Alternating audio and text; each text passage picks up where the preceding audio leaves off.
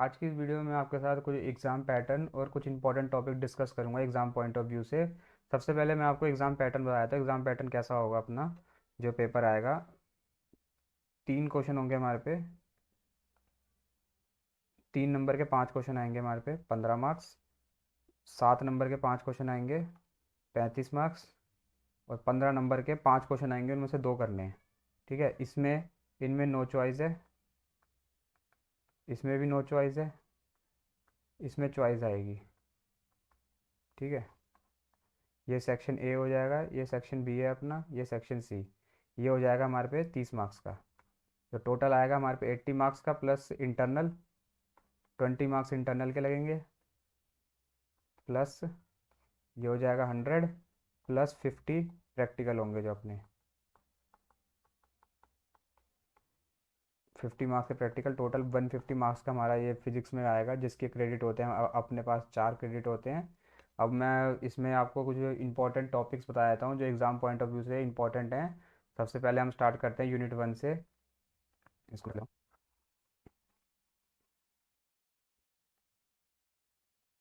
सबसे पहला यूनिट है हमारे मैकेनिक्स। सबसे पहला यूनिट है मैकेनिक्स। इसमें ये यूनिट पहले तो इंटरनल पॉइंट ऑफ व्यू से भी इंपॉर्टेंट है और एग्जाम पॉइंट ऑफ व्यू से भी इंपॉर्टेंट है। और जो इंटरनल पॉइंट ऑफ व्यू से क्या होता है, इंटरनल में हमारे पे पहले के दो यूनिट दे देते हैं वो। ये मतलब ये कॉलेज वाले होते हैं, ये अपने को पहले के 2 यूनिट दे देंगे। और सबसे पहले मैं आपको बताता हूँ इंपॉर्टेंट क्या है इसमें। पहला चैप्टर पहले चैप्टर में अपने पास आ जाता है spherical polar, plane polar, spherical polar coordinates और कार्टेशियन कार्टेशियन कोऑर्डिनेट सिस्टम। इसमें हमारे पे स्फेरिकल और कार्टेशियन और जो प्लेन पोलर है, इनके हमारे पे यूनिट वेक्टर और डिस्प्लेसमेंट वेक्टर निकालना, इनके डेरिवेशन, ये इंपॉर्टेंट है। ठीक है, ये एग्जाम पॉइंट ऑफ व्यू से भी इंपॉर्टेंट है। इसमें से इस चैप्टर में से 3 नंबर का एक न्यूमेरिकल भी आता है। जो ये इनके रिलेशंस आते हैं, इनके इनके ऊपर न्यूमेरिकल भी आता है। इसी चैप्टर में से 15 नंबर का क्वेश्चन भी आता है और इसी चैप्टर में से 7 नंबर का क्वेश्चन भी आता है।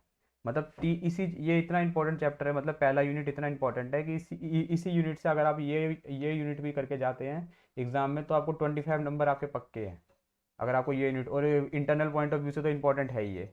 ठीक है, सबसे पहले मैं आपको बताता हूँ इसमें जो इंपॉर्टेंट टॉपिक है हमारे पढ़ने वाले। सबसे पहले है plane polar coordinate. Plane polar में हमने क्या करना है, प्लेन पोलर में हमने वेलोसिटी एंड एक्सलरेशन, इसका डेरिवेशन है। मेरे पे जो बुक है, स्पेक्ट्रम की बुक है फिजिक्स की, सेमेस्टर 1, उसमें जो पेज नंबर है 6 और 7। ठीक है, सबसे पहला इसका डेरिवेशन कर लेना और जो इसका रिलेशन आएगा वो याद रखना है आपने। उसी में से आपको न्यूमेरिकल पूछेगा। और दूसरा जो करना है हमने इसी इसी चैप्टर से, स्फेरिकल पोलर कोऑर्डिनेट्स। ये मतलब 15 नंबर में आना ही आना है, एग्जाम इंटरनल में भी और एग्जाम में भी। ठीक है, स्फेरिकल पोलर कोऑर्डिनेट्स, इसमें वेलोसिटी एंड एक्सलरेशन। जो पेज नंबर है इसका, पेज नंबर भी लिख देता हूँ मैं साथ साथ, 10 और 11। ठीक है, ये हो गए 2। ठीक है, उसके बाद हमारे पे तीसरा तीसरा टॉपिक आता है हमारे पे इसी के सेम हमारे पे ये सिलेंड्रिकल कोऑर्डिनेट्स के, सिलेंड्रिकल के। ठीक है, सिलेंड्रिकल के भी हमारे वेलोसिटी और एक्सलरेशन, जो इसके पेज नंबर है वो भी बताया था मैं आपको, मैंने लिखे हुआ है यहाँ पे 14 और 15। ठीक है, ये है पेज नंबर 14 और 15। मैंने आपको बता दिया है इसी में, मतलब 15 नंबर में तो ये क्वेश्चन पक्का आता है हर बार। हर बार मैंने देखा है ये क्वेश्चन पक्का ही आता है। ठीक है, अब मैं दूसरे चैप्टर में बढ़ता हूँ। दूसरे चैप्टर में सबसे पहले आपको इसका क्रॉलिस, इसका आपको डेरिवेशन और इनकी डेफिनेशन याद रखनी है। क्रॉलिस की डेरिवेशन और इसकी ये डेरिवेशन याद रखनी है और डेफिनेशन इनका क्या होती है, और फ्रिक्शियस फोर्सेस क्या होती है हमारे पे। ठीक है, इनकी डेरिवेशन याद रखनी है। और जो इसका पेज नंबर है वो मैं इसी पे लिख देता हूँ। जो अपने पास पेज नंबर है इसका 41 और 42। ठीक है, और दूसरा जो डेरिवेशन जो बहुत बार पूछा जाता है इसी इसी में से, ये वाला Coriolis force acting on a freely falling body, ये भी एग्जाम पॉइंट ऑफ व्यू से इंपॉर्टेंट है और इसका पेज नंबर है हमारे पे 48 और 49। ठीक है, बाकी ये थोड़ी सी थ्योरी है, ये 3 नंबर में पूछ ली जाती है। अगर पूछेगा 7 नंबर में एग्जाम में, ये क्वेश्चन आता ही आता है कि ये आएगा, तो इस चैप्टर में से यही क्वेश्चन आएंगे, सिर्फ 2 यही क्वेश्चन बनते हैं। और एक फॉर्मूला आता है इस चैप्टर में, क्रोलिस का formula 2 time m into omega cross v r. Numerical आएगा तो इसमें से आएगा। ये फॉर्मूला याद रखिएगा, इसमें से एक दो न्यूमेरिकल आप बुक में से एक बार देख लीजिएगा। इसी में से न्यूमेरिकल बनता है भाई, अगर अगर इस यूनिट से ये न्यूमेरिकल बनना है। पहला यूनिट हो गया हमारे पे। अब बढ़ते हैं दूसरे यूनिट की तरफ। ये रफ कर लेता हूँ, थोड़ी हमारे स्पेस हो जाएगी। अब हम बढ़ते हैं दूसरे दूसरे यूनिट की तरफ। दूसरा यूनिट है अपने पास मैकेनिक यूनिट, मैकेनिक्स 2। अब जो मैकेनिक्स 2 है, इसमें इंपॉर्टेंट है इसमें सब कुछ इंपॉर्टेंट है, लेकिन मैं आपको बिल्कुल क्रक्स में से मैंने निकाल के बताया, मतलब बिल्कुल इंपॉर्टेंट इंपॉर्टेंट चीज़ें बता दो जो आपको पढ़नी चाहिए और एग्जाम पॉइंट ऑफ व्यू से ये इंपॉर्टेंट है, ठीक है। जैसे कि laboratory and centre of mass, इनके रिलेशंस, इनमें रिलेशन आएंगे। ये 7 नंबर में पूछे जाते हैं एग्जाम में। एग्जाम पॉइंट ऑफ व्यू से ये चैप्टर इंपॉर्टेंट है। ये 7 नंबर में पूछा जाएगा इसमें से, ठीक है। और ये जो होगा, मैं आपको पेज नंबर बता देता हूँ इसमें से, जो इसमें इंपॉर्टेंट पेज नंबर है जिसमें आपको जो जो डेरिवेशन पढ़ना है आपको। एक पेज नंबर 67 और 68 पे आपको डेरिवेशन मिलेगा elastic collision in laboratory system का, ठीक है। पहला तो ये हो गया। दूसरा आएगा पेज नंबर अपना, ये पेज नंबर 70 और 71। 71 पे इस पे आपको relation between kinetic energy in laboratory frame मिलेगा आपको डेरिवेशन, ठीक है। इसके बाद तीसरा हमारे पे डेरिवेशन आता है इसका, एक relation between kinetic energy and centre of mass system. ये आपको डेरिवेशन मिलेगा 71 और 72, इसी का नेक्स्ट डेरिवेशन जो है। उसके बाद एक डेरिवेशन और आएगा, रिलेशन आएंगे अब इसके, रिलेशन आएंगे, relation between scattering angle, relation between recoil angle. ये आएगा अब अपने पास 72 से लेकर 75 तक जितने भी डेरिवेशन है, ये सारे इंपॉर्टेंट है इस चैप्टर में से। तो हो गए 3 चैप्टर अपने पास। अब फोर्थ चैप्टर में बढ़ते हैं। फोर्थ चैप्टर में आपको सबसे पहले तो आपको इनकी डेफिनेशन याद रखनी है कि स्क्वायर का कंसेप्ट क्या होता है, मतलब जैसे कि कैरेक्टरिस्टिक हो गए इसके अपने, कि ये इनवर्स स्क्वायर फोर्स की इनवर्स स्क्वायर लॉ का क्या क्या कैरेक्टरिस्टिक होते हैं, सबसे पहले तो ये याद रखना है। दूसरा आता है, एक प्रूफ आता है हर बार, मतलब मैक्सिमम पूछा जाता है, angular momentum is conserve under central force, ठीक है। एंगुलर मोमेंटम का कंजर्व पूछा जाता है। जो बुक है, पेज नंबर है बुक में, ये है पेज नंबर 91। पेज नंबर 91 में ये प्रूफ है। ये मैक्सिमम टाइम पूछा जाता है 3 नंबर में। और ये आपके इंटरनल में भी प्रूफ आएगा, ये 100% आता है प्रूफ हर बार 3 नंबर में, ठीक है। ये हो गया। उसके बाद आता है ये वाला, angular momentum conservation under central force field. उसके बाद एनर्जी, एनर्जी इतनी इंपॉर्टेंट नहीं है, इंपॉर्टेंट है इसमें differential equation of central force. उसके बाद ये टर्निंग पॉइंट्स, जो इसकी इसेंट्रिसिटी निकालेंगे, relation between eccentricity and energy.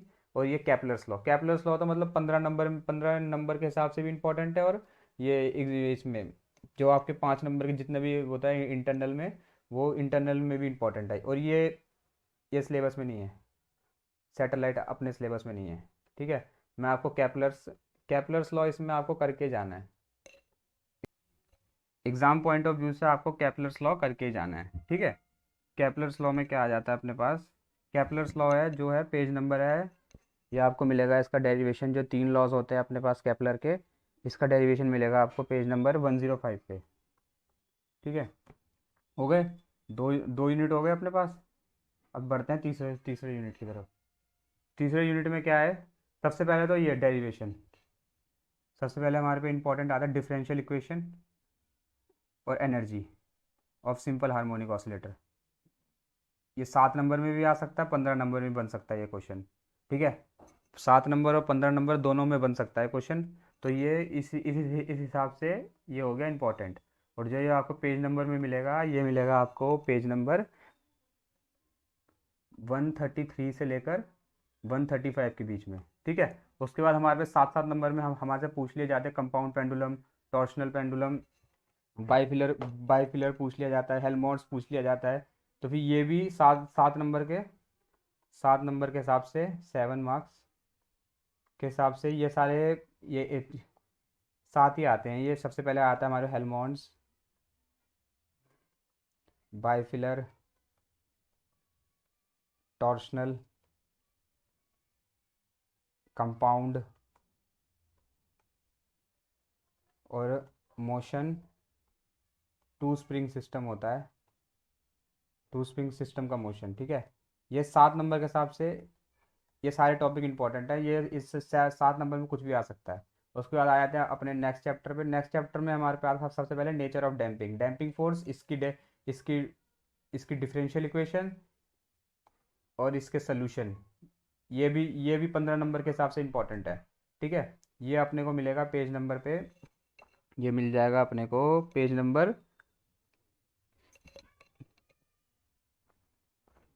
Page number मैंने लिखा नहीं है इसका, मैं आपको बाद में बता दूंगा पेज नंबर। कुछ पेज नंबर 180 के आसपास मिलेगा, ये आपको देख लेगा एक बार, 180 के आसपास मिलेगा। उसके बाद आया था अपने को ये इंपॉर्टेंट एनर्जी पावर डिसिपेशन, इसमें तो कुछ नहीं, ये आता है रिलैक्सेशन टाइम, क्वालिटी फैक्टर, और ये इलेक्ट्रोमैग्नेट डैम्पिंग अपने सिलेबस में नहीं है, ये नहीं करना आपने। ठीक है, उसके बाद ये कैपेसिटर डिस्चार्ज, ये सब कुछ नहीं है, कुछ नहीं करना है इसमें से, कैपेसिटर डिस्चार्ज ये सब ऐसे ही है। ठीक है, सिर्फ आपने ये जो मैंने टॉपिक बताए हैं, लिगोरिथमिक डेक्रीमेंट, ये सब 7 नंबर में पूछ लिए जाते हैं, तो फिर ये बस आपको ये करना है। ठीक है, उसके बाद अगले यूनिट पे बढ़ते हैं। अगला यूनिट आता है हमारे पे ऑसिलेशन 2, इसमें हमारे पे आता है ड्रिवन, इसका ड्रिवन हार्मोनिक ऑसिलेटर का डेरिवेशन, स्टेडी स्टेट, इसके सारे बिहेवियर और इसका सोल्यूशन। ये 15 नंबर के हिसाब से बहुत इंपॉर्टेंट क्वेश्चन है ये, 15 नंबर के हिसाब से। ठीक है, और ये मिलेगा आपको पेज नंबर पे, ये मिलेगा आपको पेज नंबर 200, 201, 200 के हिसाब से मिलेगा, 201 पे मिलेगा आपको पेज नंबर 200 या 201 पे मिलेगा। ठीक है, उसके बाद जो हमारे पे इंपॉर्टेंट आता है sharpness of resonance, quality factor electrical resonance. Quality factor में दो आते हैं, एक आता है एम्पलीट्यूड। ठीक है, क्वालिटी फैक्टर एक आया था एम्पलीट्यूड, एक आता है बैंडविड्थ वाला, दोनों दोनों 7 नंबर के हिसाब से दोनों इंपॉर्टेंट हैं। उसके बाद ये बिहेवियर, ये इतना इंपॉर्टेंट नहीं है, अगर आप छोड़ भी जाएंगे तब भी कुछ नहीं फर्क पड़ेगा। पावर डिसिपेशन, ये 7 नंबर के हिसाब से। ठीक है, ये विलोसिटी का डेरिवेशन होगा इसमें एक, वो भी 7 नंबर के हिसाब से बहुत इंपॉर्टेंट है। जो इस चैप्टर से बनेगा, एक 15 नंबर का क्वेश्चन बन सकता है और एक 7 नंबर का क्वेश्चन बन सकता है। 3 नंबर का कोई हिसाब नहीं है इसमें, 22 नंबर का बन सकता है। अब आता है अपने पास लास्ट यूनिट।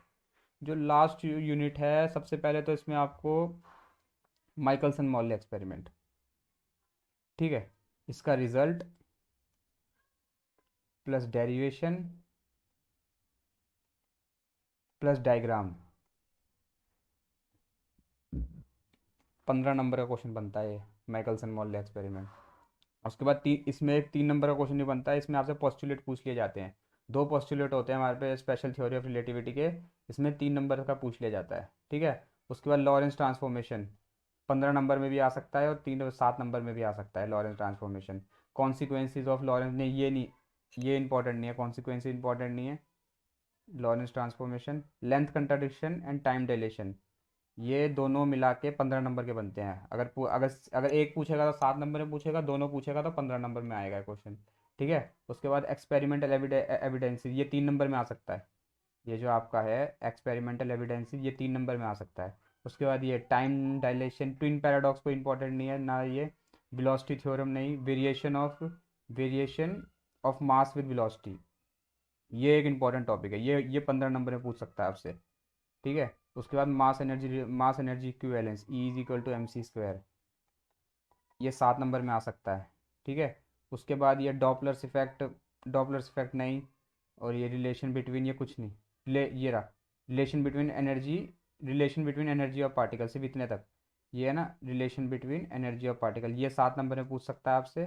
और डॉपलर्स इफेक्ट ये नहीं, ये ना, ये अगर आप छोड़ भी देंगे तब भी, मतलब इस चैप्टर से लास्ट यूनिट से हमारे पे 15 का भी आ सकता है, 7 का भी आ सकता है, 3 का भी आ सकता है, 22 नंबर का आ सकता है, नहीं 15 7 25, ठीक है, 25 नंबर का।